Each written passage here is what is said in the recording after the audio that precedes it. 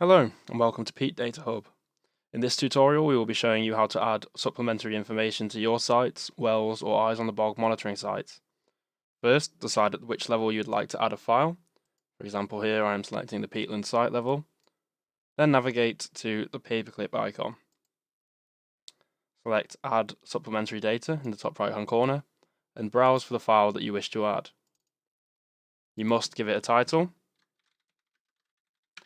and you can give it a supplementary data category with the drop down list consisting of data, map, methods, or notes.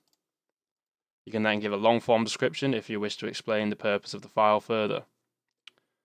You then select Save, and you must note that data can be uploaded in all formats such as docx, XLSX, PDF, etc., but there is a file limit of 50 megabytes.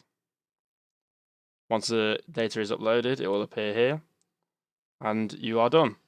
Thank you for watching this quick tutorial video, and we hope to see you on PeatDataHub.